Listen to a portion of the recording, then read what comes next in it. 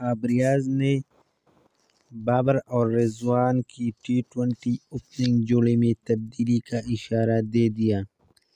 جب تک کھلاڑی کو کھیلنے کا وقت نہیں ملتا، بیک اپ تیار نہیں ہو سکتا۔ یہ اندازہ لگانا ضروری ہے کہ کھلاڑی بین الاقوامی دباؤ کو کس طرح سنبھالتے ہیں۔ چیف سلیکٹر پاکستان کے چیف سلیکٹر وہاب ریاض نے بابر اعظم اور محمد رضوان کی انتہائی کامیاب ٹی20 انٹرنیشنل اوپننگ جوڑی میں مستقبل میں تبدیلی کا امکان تجویز کیا ہے۔ ایک مقامی ٹی وی شو میں گفتگو میں 28 سالہ وہاب ریاض نے ٹیم کے لیے بیک اپ تیار کرنے کی اہمیت پر زور دیا۔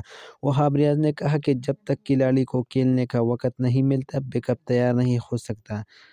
یہ اندازہ لگانا ضروری ہے کہ کھلاڑی بین الاقوامی دباؤ کو کس طرح سنبھالتے ہیں۔ انہوں نے مزید کہا کہ آئندہ ٹی20 میچوں میں بہت کچھ آزماتا ہے اور ہم کھلاڑیوں سے اس بارے میں بات کر رہے ہیں کہ کون سی پوزیشن ان کے لیے موزوں ہے۔